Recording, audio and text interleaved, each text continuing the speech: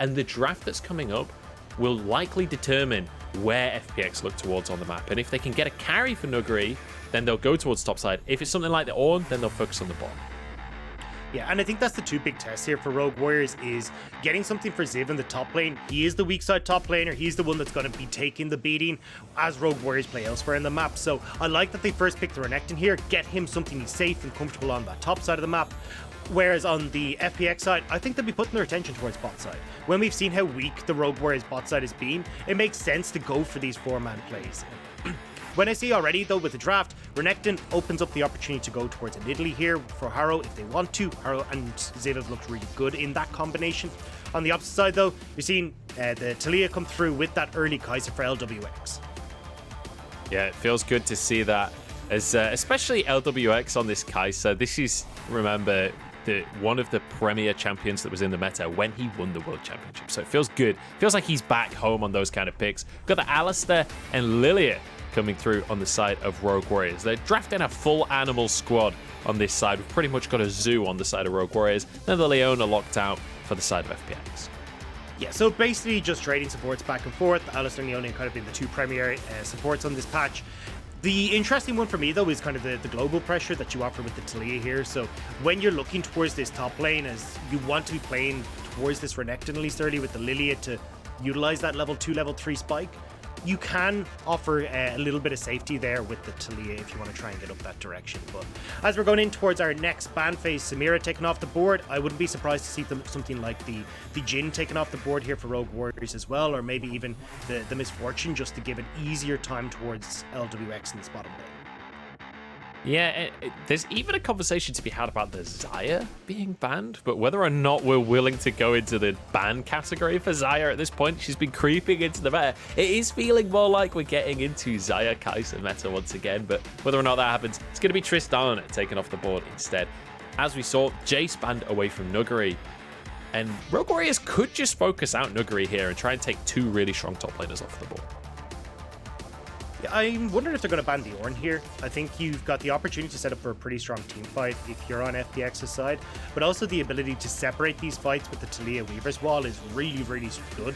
So I'm curious to see exactly what they want to go for here. Kennen. The FPX have also left counterpick to Doomby in like 80% of their games so far. So I imagine here that we're going to see the top laner locked in for Nuguri, and then you can still hold on to that counterpick for Doomby, where he's been comfortable bringing out stuff like the Victors, the Orianas, but also going back towards his Rumbles and these kind of things. Yeah, it's kind of a tough one as well, because you'd love, like, Nuguri individually, I'm sure would love to play Kennen here, because it's great to Renekton and it's good in team fights, but you already have a Taliyah. You don't really want to go for an AP top laner while you have that AP jungle, so goes for the Gangplank instead. Still a great matchup into the Renekton. What do you want to see here, though, Dagda, from the side of Rogue Warriors? I actually would have potentially preferred the Misfortune here. I can see them hovering back and forth and also deciding. I think the Misfortune gives you a nice mid-game spike you can play around, especially when your composition has been pretty heavily tailored towards it with the Lilia and the Renekton and the 1 to 2 item spike you can get there.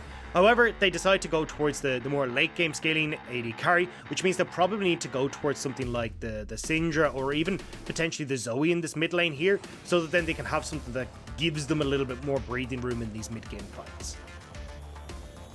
Yep, the Xayah has been something incredibly strong, but now on towards the mid laners for both sides, and Forge goes for this Akali. This is something he's played a ton of in the past, and it's something that he's looked pretty damn good on as well. We finally get it through a ban phase. We've had it banned pretty much exclusively in the LPL. Yeah, and I mean, it's why I wasn't really considering it, is that I just assume at this stage it's banned, but it's definitely in Forge's wheelhouse. Forge has looked best on Assassins. Like, literally from all of last year, the standard performances were the Akalis, the Silases, so the fact that Forge is managing to get this is really, really good. But it does mean that you're on the little bit of the back foot in that mid lane, so with the pressure that this Lilia wants to be able to exert about getting into the enemy side of the jungle, but now you've got a losing bot side, you've got a losing mid lane matchup as well, so expect Harrow to be playing pretty heavily towards this top side of the map to try and exploit the one winning lane that he has. Whereas for TN, you've got like pretty easy gank setup in this bottom side. You've got Doomby, who should be able to roam very effectively on this mid lane rise. I'm expecting FPX to put a lot of attention in the early stages into this 4-man dive bot, and then transition into a strong mid-game focused composition. And doesn't that just feel so retrospective for FPX? Isn't that basically what they did so consistently in that World Championship that they managed to win for themselves. When you look across the board, this is pretty much that composition. We've even got the FPX Gangplank. It's not the same player, but it's the same champion. It's the same style that we were so used to seeing from FPX. It didn't feel like they had that same identity last year. Maybe this is kind of a renaissance for them. Maybe this is them coming back into their own and leaning back into that old style. Yeah, and it's the best way to play around the picks that we're starting to see on Rogue Warriors. Like, the likes of this Akali can't really follow, so hey, let's just shove in the wave as this rise and let's go make these plays elsewhere on the map. It's how you can oftentimes get these leads against an Akali before she's able to get up towards that first item and really have a big impact in the game. Well, Dagda, it's about time that we kick this chaos off. We have some exceptional matchups here. The Akali versus Ryze in the mid lane. Both players on somewhat signature champions that they've had incredible success on in the past. And now I get to see them go head to head as we head onto Summoner's Rift for Rogue Warriors against FPX. And remember, this early in the season, every single game is going to matter. Every single matchup is so crucial as these guys want to fight for their place in the standings, especially with how topsy-turvy the league has been.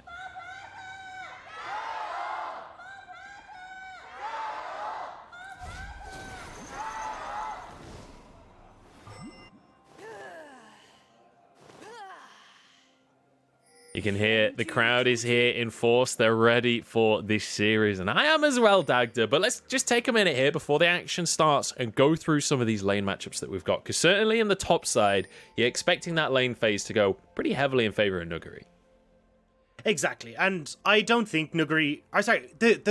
the lane phase can go in favor of Nuguri, but I think in this situation, you're going to have Tien pathing down towards that bot side to set up these early plays that we were talking about. So I think Nuguri will actually let this wave push into him, try and play safe underneath his tower, and not give the opportunity for Rogue Warriors with Harrow starting on the bot side and pathing up to actually go for this early level 3 dive. So I think in the early stages, definitely Nuguri keeping it safe as Tien plays around bot side. Okay, so on the side of Rogue Warriors then, if we expect FPX to be the ones making their way towards the bottom side, and you can see Tien has started on his red buff, so it's very likely that he will be pathing down towards that bottom side of the map. What's the call for Harrow here? Is it to match, or is it to, try and counter jungle? What's the play? For Harrow, it's definitely trying to answer for a cross-map play. Like, the pathing that he's going here, because he's going from red to Krugs into his top side, means that he hasn't really got an opportunity to play in towards this bot side and try and go for some sort of counter plays. So he needs to try and make something work for Ziv in top side, because there's a high chance here, as Tien pass bot, Doomby crashes that third wave, he can roam down into this bottom lane if they want to, off of the wave reset, and try and make something happen. We'll see if there's an opportunity to go for that play as Tien now moving towards his bottom quadrant of the map. And certainly when it comes to Scuttle Crabs, it looks like it'll be one apiece for our two junglers. When it comes to the mid laners, though, we have pretty dramatically different spikes in the game, because even though in terms of items, as Nuguri takes a hefty chunk there in the top side, certainly in terms of items, you'd expect Ryze to be kind of the later game carry, but hang on, we got a TP down in the bottom side here. Already a dive coming through. Doing B onto the map. Here comes Tien as well. But it's actually First Blood going the opposite way. Rogue Warriors with a beautiful answer here. LPX goes down as well. And Rogue Warriors are on top of the chaos. Gorgeous play from Rogue Warriors. So we already talked about how this was exactly what FPX was setting up, but in the top lane, because Nuguri had taken a step back and given Ziv a lot of control in that lane, Ziv's able to get the TP, get that play turned around, and it's 2 kills over in favor of Rogue Warriors. Beautifully read from this squad. And I was about to set up that Ryze can go for these plays at level 6. I was not expecting the teleport underneath the tower at level 3, but Doing be punished for that one, as it was actually Rogue Warriors that managed to win the trade in the end, and Forge is going to be happy with the way that started off. Yeah, I like the way Ziv is playing this, though, because, look, he's already in a losing matchup, and he's just said, look, this is not going to go well for me. I need to make sure that FPX aren't winning elsewhere in the map, so that then I'm not useless. So he's sacrificing his own lane here to make sure they can turn this play around. And because the kill went over on towards the Leona and not, onto...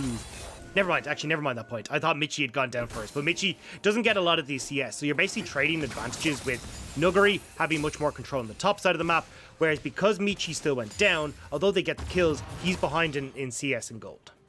And now, because Nuguri was able to TP back towards that top side here, keep your eyes on those top lane CS numbers. Now there's a Sheen in the pocket of Nuguri, so suddenly that lane matchup becomes a little bit more difficult for the likes of Ziv, because obviously the Sheen does proc on the barrels as well, so you get that extra damage coming on through. So Gangplank can now start to harass a little bit more. The more levels Gangplank gets, the harder this gets for Ziv. So keep your eyes on the CS numbers. Same can be said for the mid lane as well. Obviously DoinB managing to get back to that lane a little bit earlier, and you can see 10 CS advantage for him.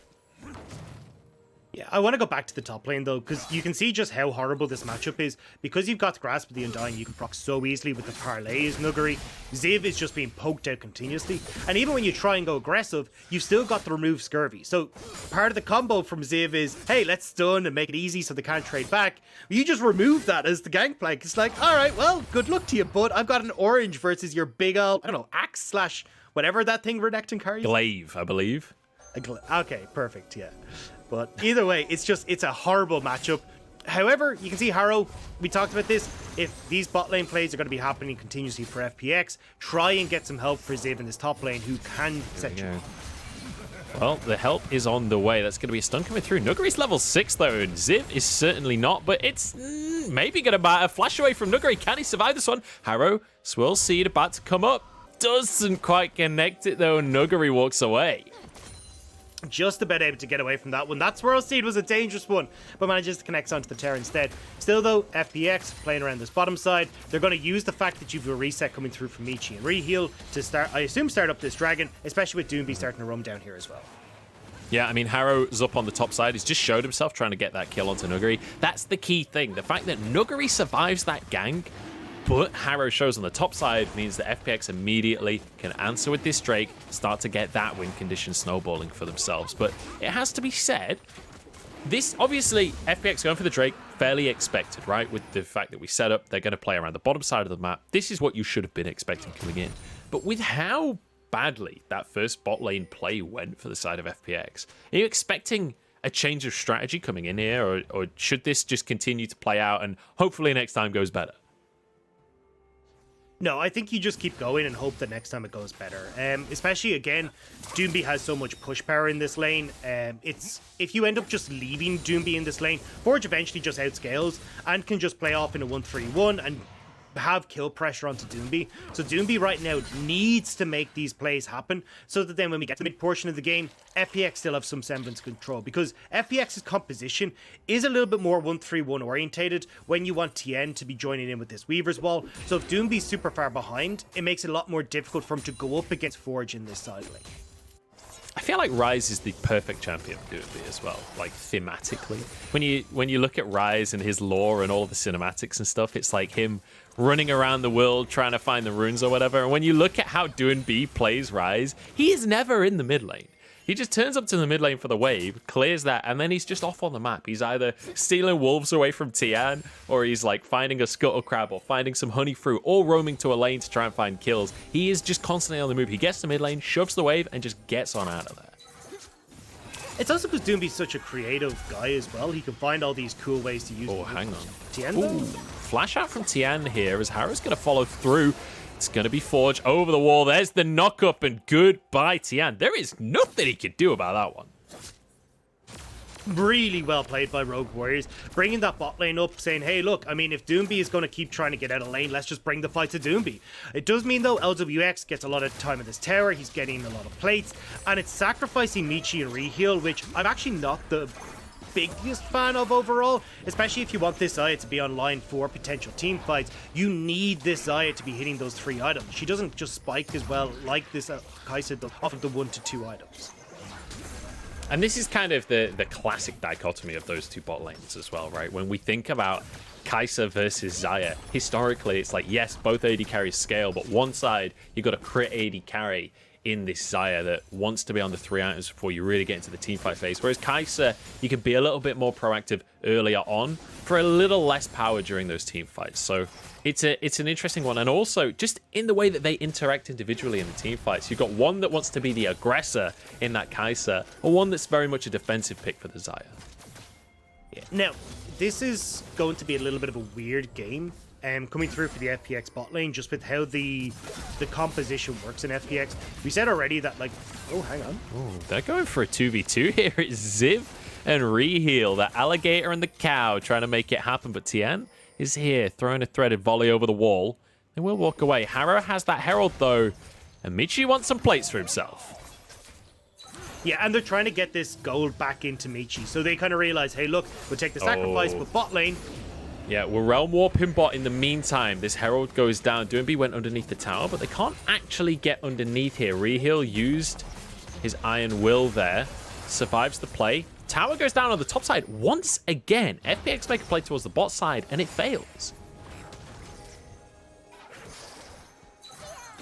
And a nice job from Rogue Warriors to defend. I mean, you just burned the ultimate on the Alistair. You're holding on to this tower. Still FPX investing a lot of resources in this bottom lane while you get the second charge. You get the quick reset now for Rogue Warriors. And with Dragon in just over a minute, they can get out onto the map and start to get this vision controlled down. Now, for Rogue Warriors, what I was trying to hit on before all the shenanigans bot is Rogue Warriors have a much easier composition to operate in team fights. But when you look at FPX's, it's a little bit more about trying to control the zone with the cannon barrage. You don't want Doomby in a front-to-back team fight because Ryze isn't the best in front-to-back team fights. He ends up putting a lot of front-loaded damage into the tanks, but that's what they're there for. You don't really have the opportunity to get damage on towards the backline.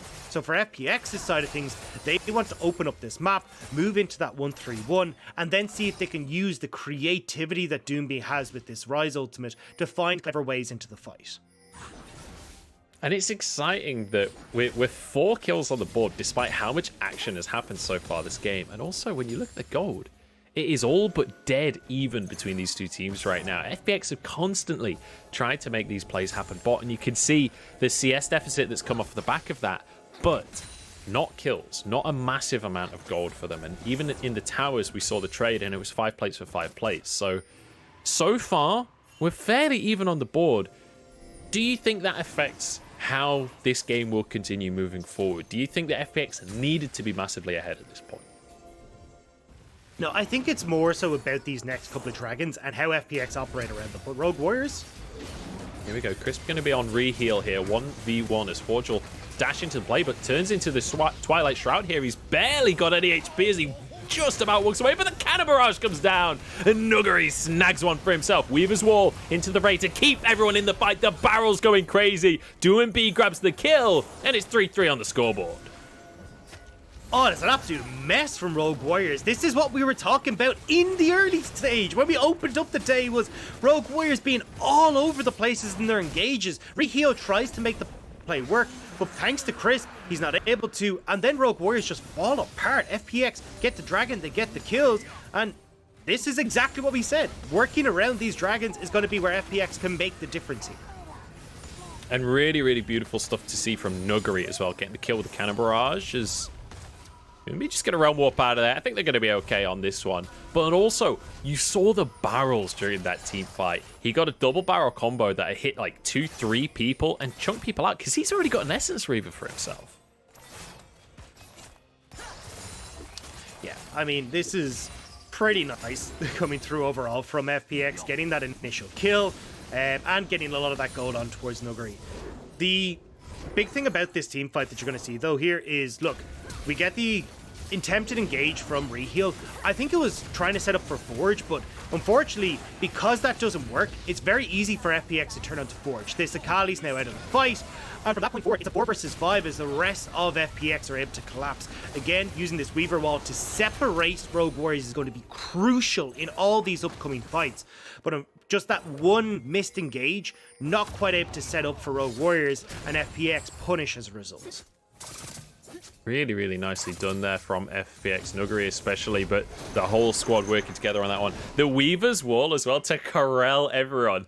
Tian basically playing sheepdog in that fight to make sure that Rogue Warriors have to dance to the beat of FPX's drum. Now towards the top side they go. Zib's underneath this tower, but I think that they're going to be okay on this one. Reheal's hanging around as well.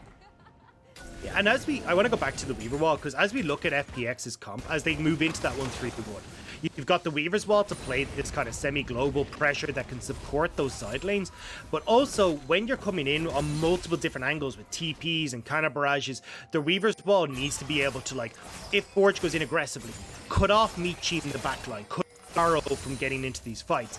And if that's the case, well, then it becomes much more of a skirmish-orientated fight where FPX can find these advantages.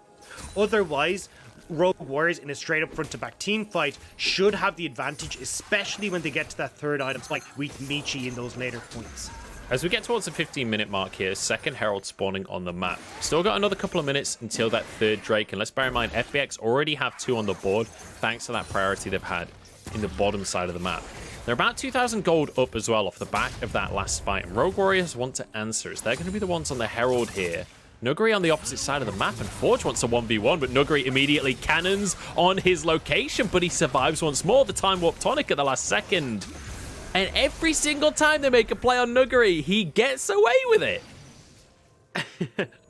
Just about. However, you can see that it's a little bit dangerous still for Forge in that lane.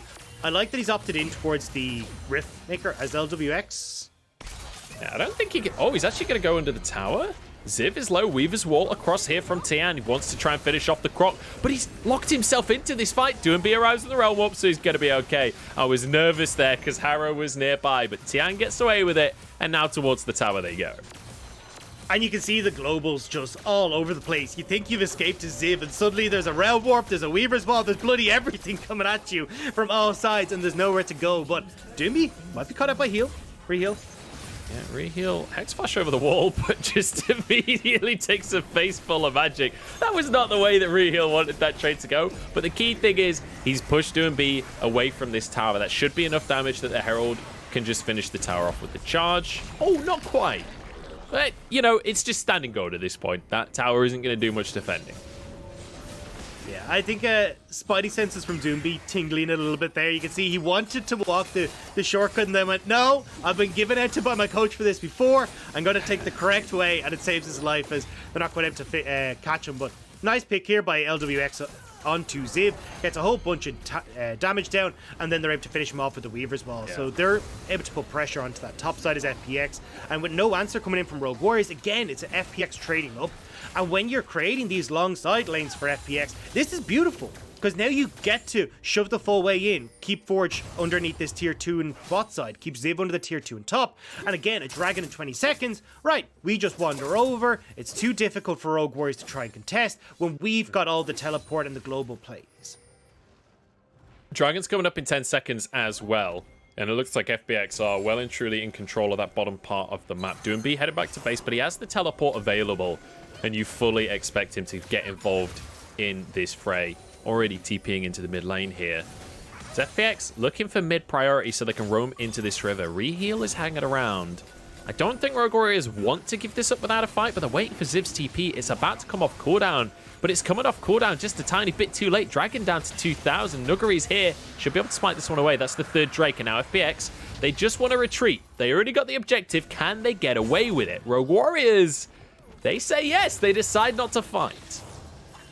Oh, hang on, Realm Warp though. Maybe they don't have a choice. Crisp is here, Weaver's Wall to corral the team of Rogue Warriors. They're split in two. This is perfect team fighting. A great knock-up, but it's not enough on the side of the Alistair. And now Harrow and Forge desperately trying to escape. They will walk away with their lives, but their dignity might not be intact. This is gorgeous from FPX. This composition is so difficult to execute on. There's so many moving parts that have to be in tandem. And they're bringing that to perfection, especially when you consider, like, Nuguri doesn't speak Chinese. This all has to be translated to Doomby on the team, but this is just one flowing dance for FPX. They're going for a dive as well. Onto Zivin goes LWX. He is so damn confident on this Kaiser. Look at him going for a 1v2 now. Flashes away, takes a tower shot as well as Harrow wants to chase this one down, but he can't get any damage through. Doomby's arrived on the scene now. Michi, Harrow, and Reheal, the three-man squad, want to answer for the crimes of FWX? FPX. Forge in the mid lane here as Doomby has been caught. He's going to go golden, flashes out with his life, gets a good amount of damage down. The rest of FPX, though, not really on the same page, not going to answer for these kills. Yeah, there's a fine line between being brave and stupid, and I think LWX had realized he was towing that line a little bit too close for comfort. But unfortunately, he does end up going down in the end. Now, some kills going back in favor of FPX, but still, main takeaway from that is 3 dragons now for FPX, a 4,000 gold lead for this squad. You're getting those second items coming through way faster than you do on the Rogue Warriors side. Like, FPX now are in a position where even in these front-to-back style fights where Rogue Warriors were favored, FPX can now take them pretty handily with the lead that they have. Yeah, really nice stuff. And just look how confident this FPX team is with their positioning, with how they force these engages. Yeah, and this is just beautiful. As we're talking about, like, maneuvering around with Doomby, getting very creative with this Rise ultimate, using that Weaver's Wall to separate Rogue Warriors. This is not an easy thing to do. You've got to coordinate so many different pieces, but it's working beautifully as Rogue Warriors. There's just nothing you can do when you're separated like that. Nuguri in a 1v1 with Forge as well, managing to take that one down. And you'd expect Akali to be the favorite there. Forge, I think that was a double Zhonya's, if I'm not mistaken, coming out from him. No, just the singular one. It was coming out of a replay. My bad. But I will say, I'm excited about how confident LWX looks with this Gale Force specifically as well, because Gale Force has become somewhat of a battle cry for FPX. In they go, though, for yet another fight. Reheal's caught out. That Unbreakable Will is not unbreakable any longer. 20 minutes on the clock, and FPX look at Baron. And this is just gorgeous. They are playing this composition so damn well. Nuguri now moving towards this mid lane just to provide support in case any shenanigans try to happen. But when you've lost your main engage tool as Rogue Warriors, it's easy for FPX to pick up this Baron. Beautiful. And this is the decision-making that we know and love from FPX. What is that barrel damage? In goes Tian for more as well. Has Sonya to keep himself safe, and the rest of the team now arriving in the fray. Zip goes down as Nuguri is on the chase. He's charging along with his flaming sword. He wants to cut them to size, but I don't think he can close the gap. In they go with the Gale Force to take them down. Forge on 1 HP, but he's crit to fall. And a reheal. He doesn't have that Unbreakable Will. He already used it, and he's taken down for the triple. God damn, I love the new FPX. This is so sick to watch.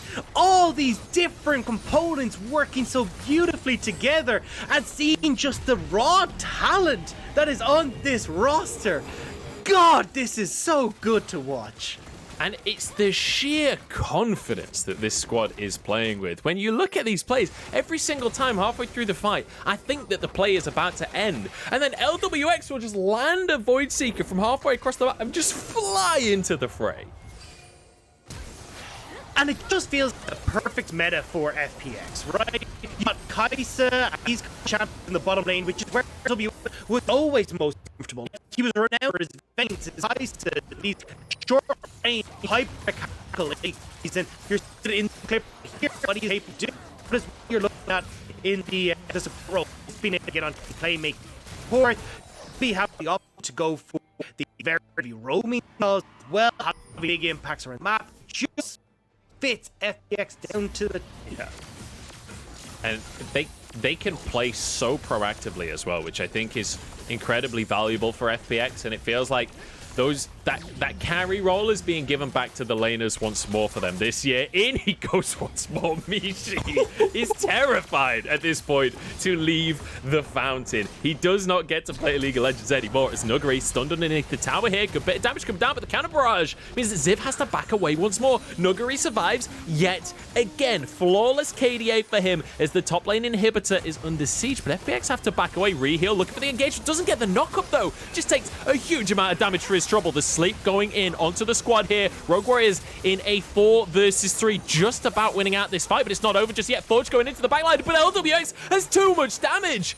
How on earth are they going even in that fight? They've got the Mountain Soul, and they are using it so beautifully. Look at the amount of gold you got off this Baron. It's nearly an 8,000 gold Baron play. They are insane. They are just taking over this game so well against Warriors. And what do you even do? I mean, everything Ricky tried to make work. Alistair has been stopped. As you can see, they're doing go Odin to catch the headbutt. Like, it is heartbreaking how everything Rogue Warriors to do has been shut down so beautifully by FPX. I wouldn't say it's heartbreaking. I'd say it's a masterclass. I'm loving every second of this game because it's exciting. It's got all the kills that I want out of an LPL game, and it is beautiful gameplay from FPX. This isn't a fiesta. This is incredible snowballing. Tian finds himself an easy solo kill against 2 players. You don't get to see that kind of stuff in other leagues, do you? Now in the mid lane they go as the siege continues. Top lane inhib is open and on barely any HP. They got the pick onto Harrow, so there's no way to contest for Rogue Warriors. This is at minimum 2 inhibs right now for FPX. Oh, hang on. LWX, look at this. This is AD carry dominance. Nuggery executes him with the cannon barrage. His reheal is kicked back onto the fountain. The minion waves are coming in, and this Nexus is in trouble, Dagda. It's over. It's over, Mud. There's no coming back. FPX. Take it out. This game. Yeah, Rogue Warrior is just going to be forced onto the fountain. In goes Forge. He wants to find some kind of antics, but it's not happening. Perfect execution back onto the fountain. Speaking of the fountain, the whole FPX squad is apparently about to dive on. Ziv going to be stuck in a Zhonya's, but in the meantime, the minions are going to end the game. FPX, that was the most dominant win we have seen in the LPL this split. That was a class one. You hit the nail on the head with that. It was just beautiful from start to finish. Obviously,